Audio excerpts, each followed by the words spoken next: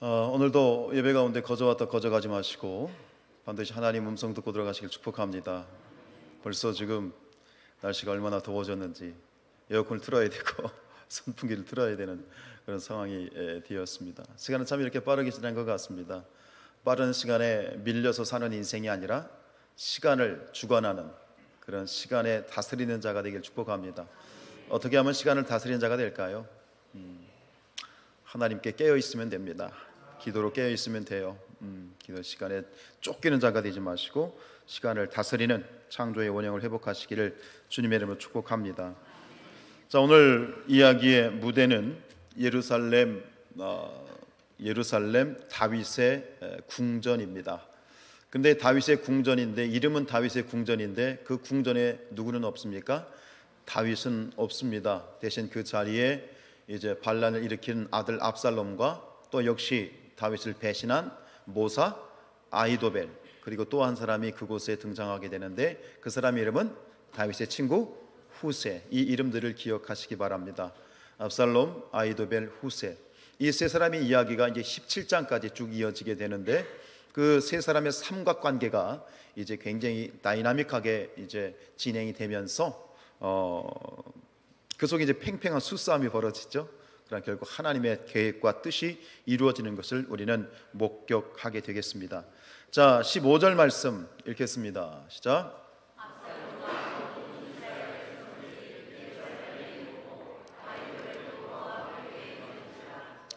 여기 보면 약간의 과장이 있습니다. 압살롬과 모든 이스라엘 백성들이 예루살렘에 갔대요.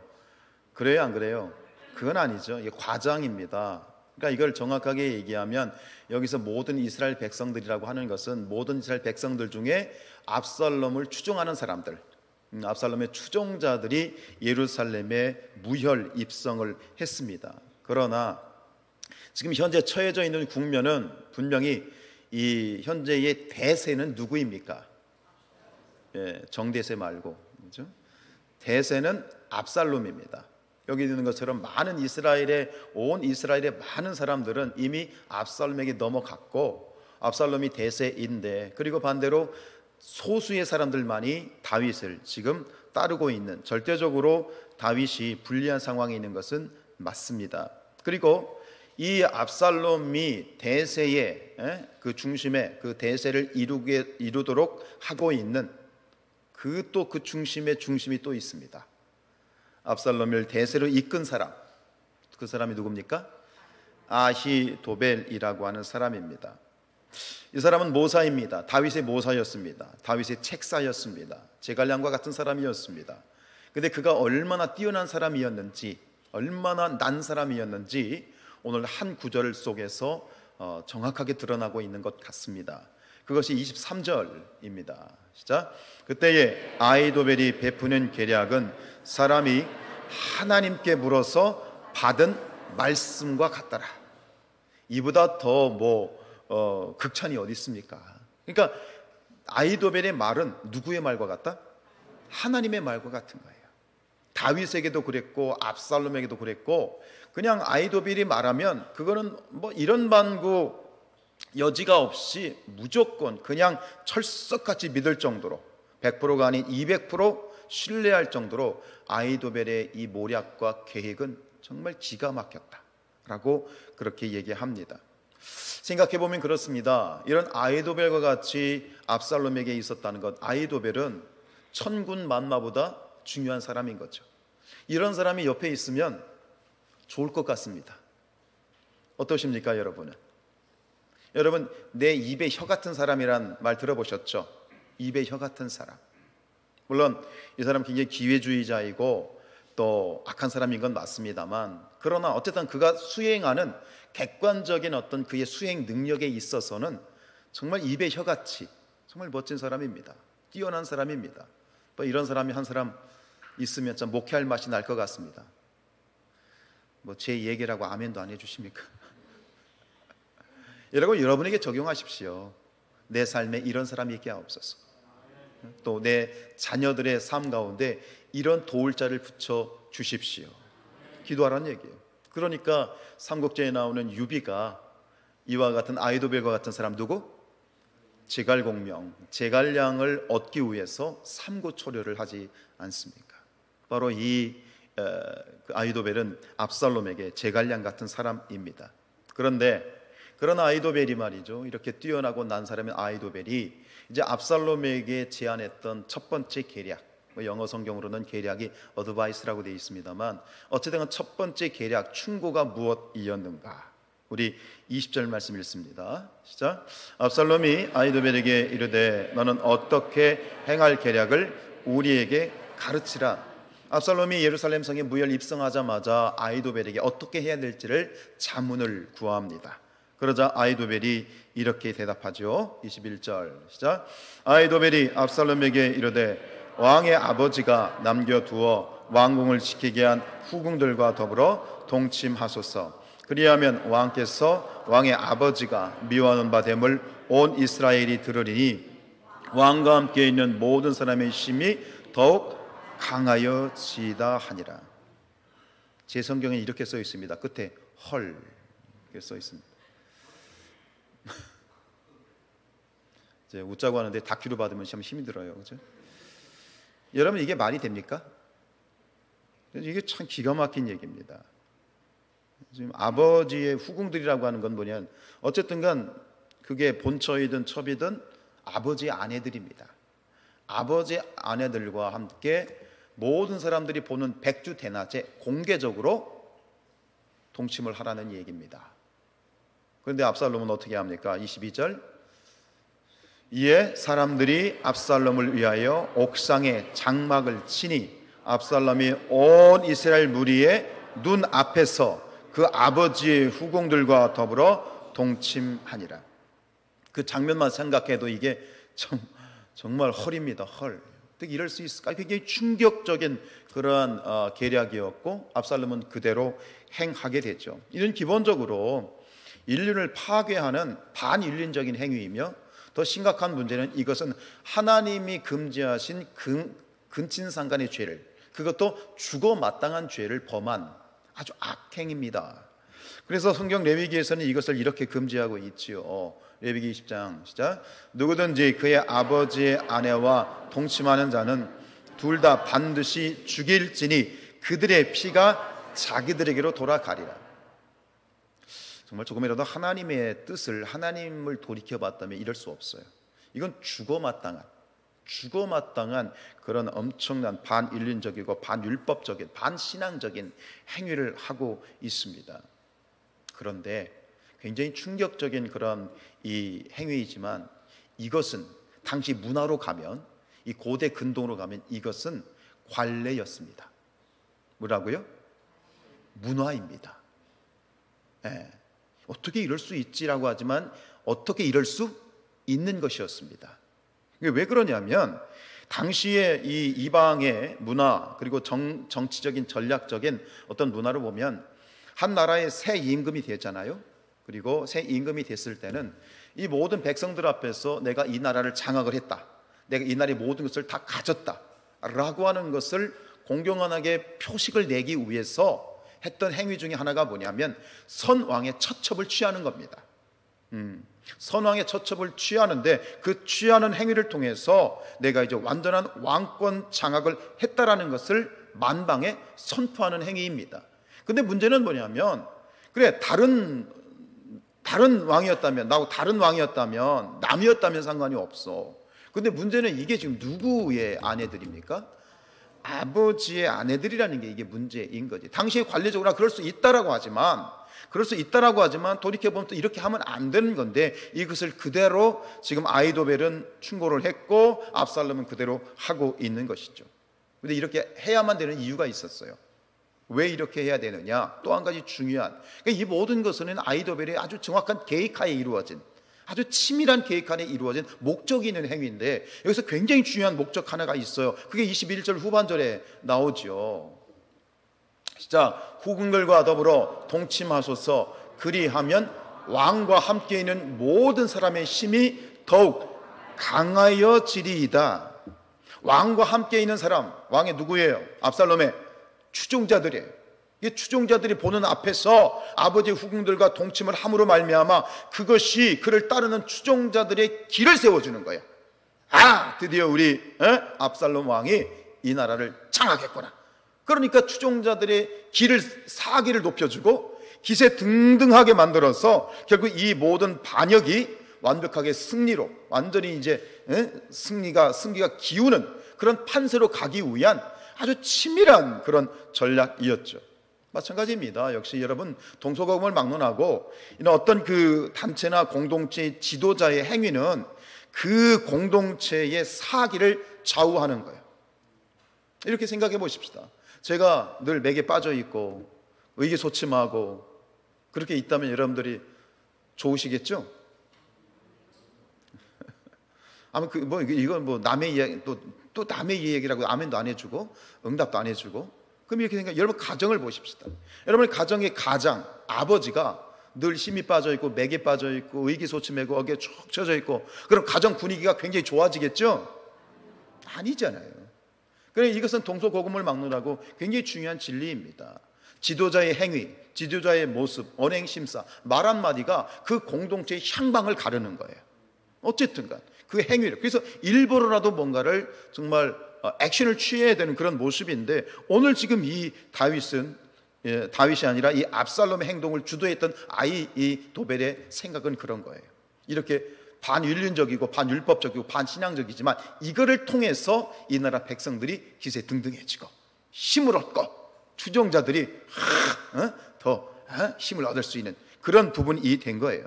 맞아요, 틀려요? 아니, 그의 생각이 맞냐고요, 틀리냐고요? 정치적으로 맞아요, 틀려요?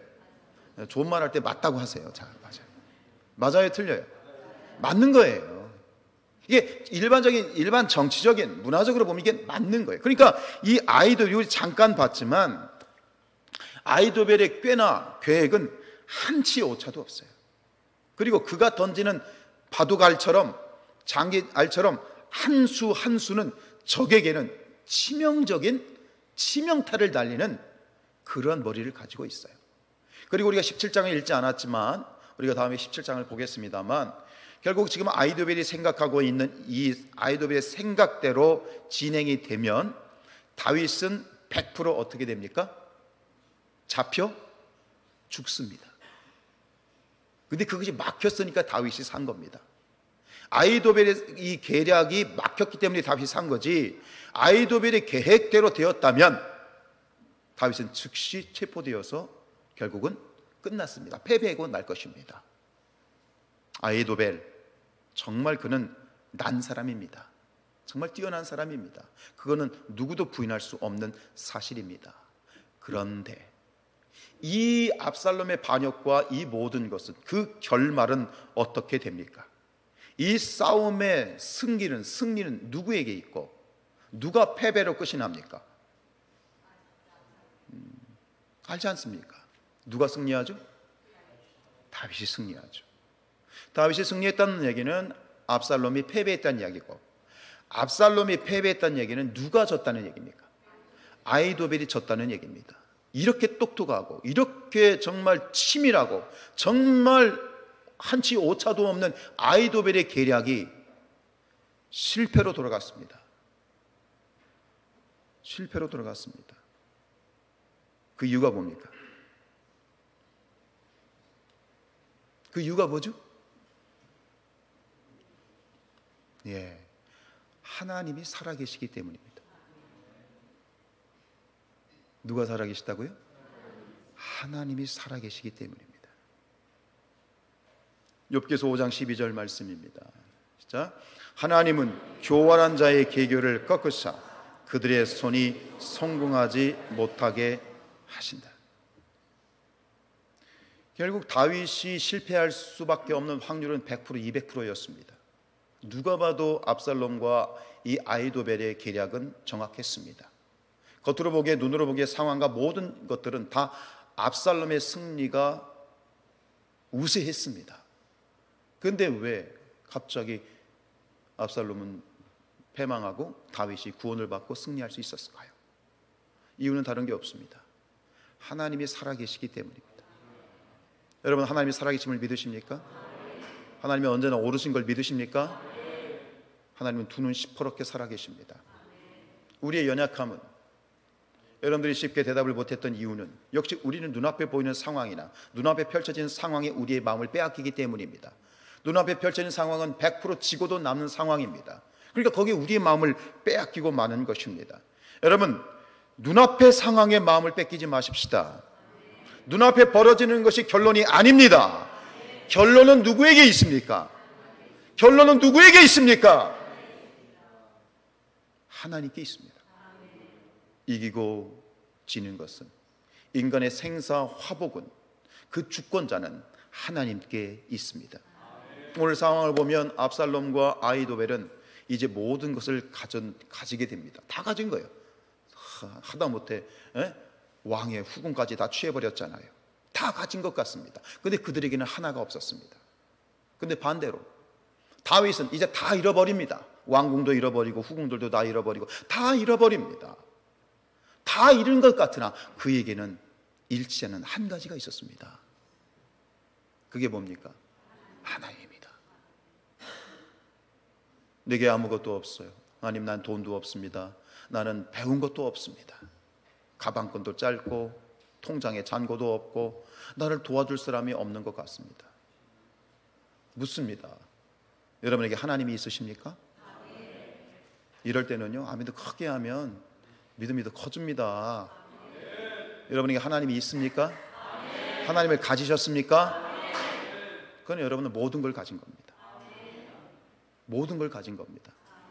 더 이상의 축복은 없습니다. 다윗이 아히도벨이 배신했다는 소식을 듣자마자 다윗은 어떻게 합니까? 하나님께 기도합니다. 기도할 수 있는 게 축복입니다. 내가 부르짖어 기도할 수 있는 하나님이 계신 것이, 그것이 축복입니다. 15장 31절 하반절입니다. 시작. 아히도벨의 모략을 어리석게 하옵소서. 다윗이 기도한 대로 되었더라. 너희가 기도할 때 믿고 구하는 것은 반드시 받으리라. 다윗이 기도했어요. 기도가 답인 거예요. 기도하시는 건 뭐예요? 그 안에 하나님이 계시니까. 하나님이 있는 사람은 기도하는 거예요. 어떤 상황이든지 하나님 붙잡는 거예요. 그럼 되는 거예요. 여러분, 하나님을 가지고 계십니까? 어깨를 펴십시오. 고개를 드세요. 세상 앞에 당당히 나아가시길 축복합니다.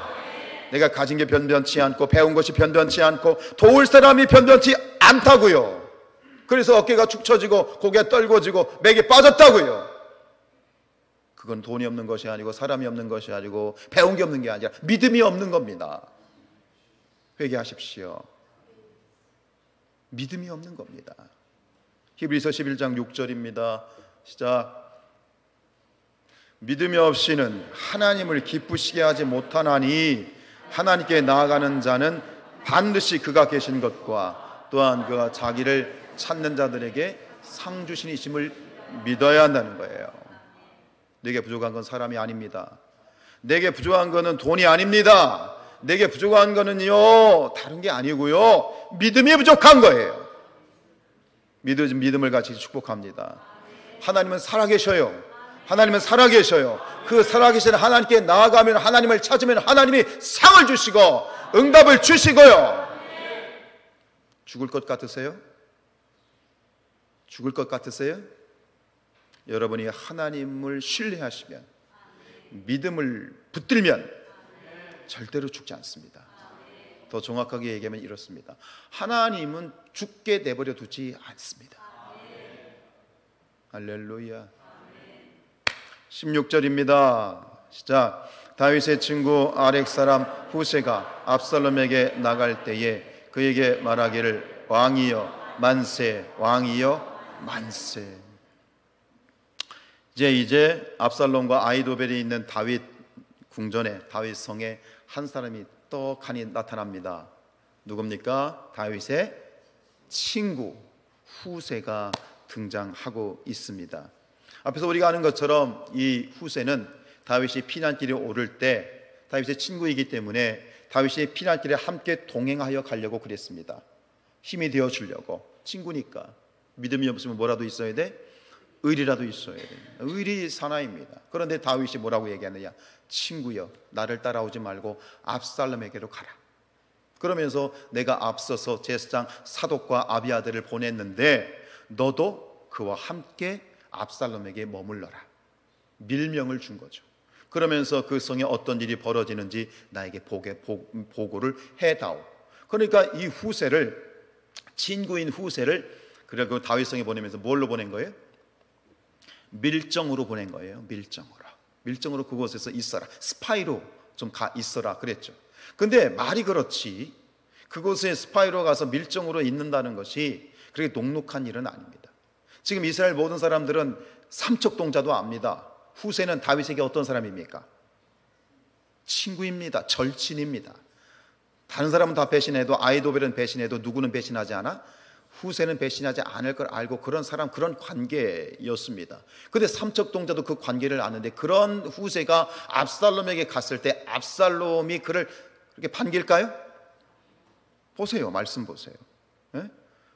17절입니다. 시작. 압살롬이 후세에게 이르되 이것이 내가 친구를 후대하는 것이냐? 내가 어찌하여 내 친구와 함께 가지 아니하였느냐? 오자마자 이 후세는 압살롬에게 거짓으로 충성을 맹세하지만 그 말을 듣고 압살롬은 경계를 합니다. 야, 너 아버지 친구잖아. 그러면서 오히려 네가 이러면 안 되잖아. 이러면서 지금 후세를 경계하고 있죠. 이런 상황이라면 후세는 이미 그의 모든 일거수일투족이 다 감찰 대상이 되는 겁니다. 조금만 의심스러운 행위를 해도 어떻게 된 거예요? 바로 사형입니다. 그걸 후세도 왜 모르겠습니까? 그런데 그럼에도 불구하고 후세는 그 속에 들어가서 결국은 밀정 역할을 하고 이 후세 때문에 다윗은 삽니다. 물론 하나님이 하신 일이지만 그 역할을 했던 하나님께 쓰임받았던 하나님의 도구가 바로 누구다? 후세입니다. 죽으면 죽으리라.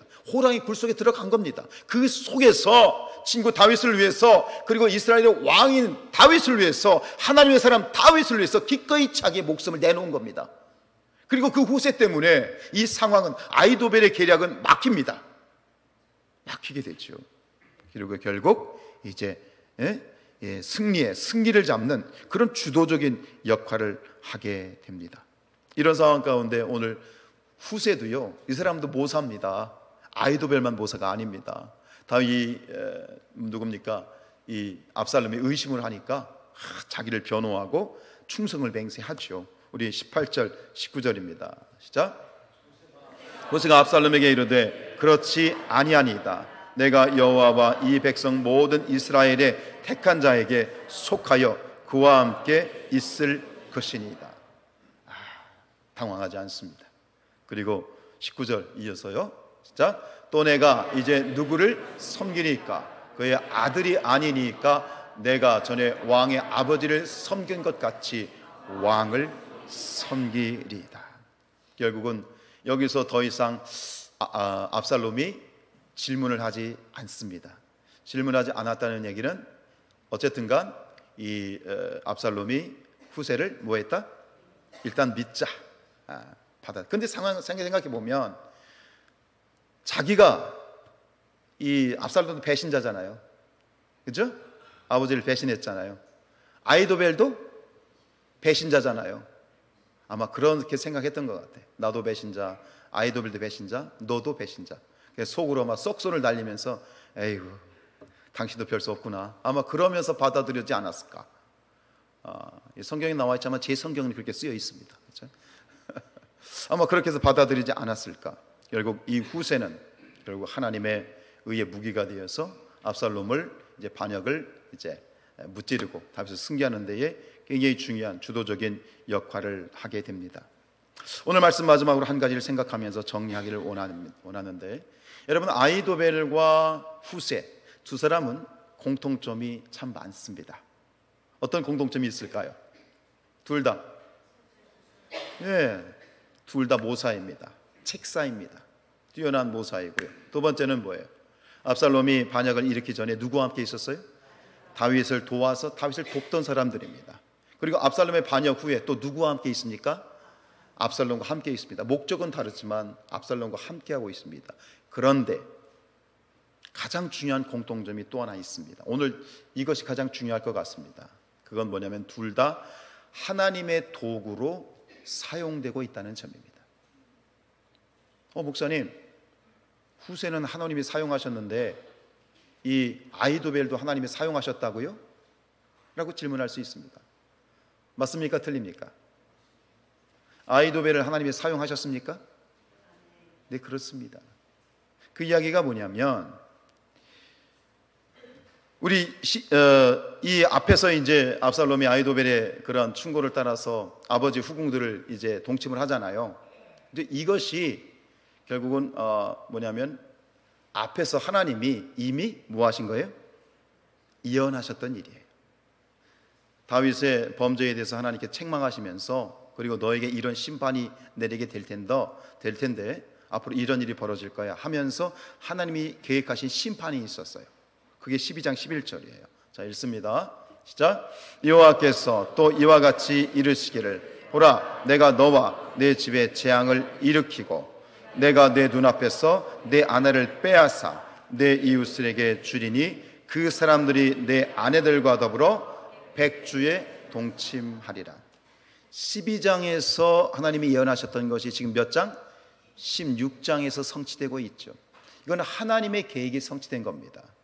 그런데 의의 무기로 아니면 불의의 무기로, 선한 도구로 악한 도구로 쓰임받고 있습니다. 여러분, 하나님께서는 선한 사람만 쓰시는 게 아닙니다. 불의의 무기를 사용하십니다. 그래서 사도 바울은 이렇게 얘기하죠. 로마서 6장 13절입니다. 시작. 또한 너희 지체를 불의의 무기로 죄에게 내주지 말고 오직 하나님께 드리며 너희 지체를 의의 무기로 하나님께 드리라. 여러분, 의의 무기이냐 아니면 불의의 무기이냐라고 하는 거예요. 그렇다고 오해하지 마세요. 여러분, 하나님이 로봇처럼 죄를 짓게 해서 그 사람의 죄를 이용하시는 게 아니에요. 그 사람은 악하기 때문에 죄를 짓는 거예요. 근데 그 죄를 하나님이 방편 삼아 이용하시는 거예요. 하나님이 가론 유다를 시켜서 예수님을 팔게 하셨나요? 유다를 조종해서 예수님을 팔도록 하셨나요? 아니에요. 가론 유다의 마음속에 악한 마귀가 들어가서 그죠? 예수님을 팔게 하셨죠. 하나님은 막으실 수 있었어요. 그래요, 안 그래요? 막으실 수 있었는데 막지 않으셨죠. 이용하신 겁니다. 방편 삼으시고 불의의 무기로 사용하신 것입니다. 이 대표적인 사건이 바로 예수님의 십자가의 죽음입니다. 여러분, 예수님이 십자가에 달려 돌아가실 때 그 주도적인 역할을 했던 사람들, 예수님을 죽이면 자기들이 승리할 거라고 생각했습니다. 유대 지도자들은 예수님을 저 얘를 죽이면 우리의 기득권이 보장받을 거라고 생각했습니다. 심지어 누가 그렇게 생각했냐면 마귀도 그렇게 생각했다고 했습니다. 마귀도 예수를 죽이면 자기가 승리할 거라고 생각했다는 것입니다.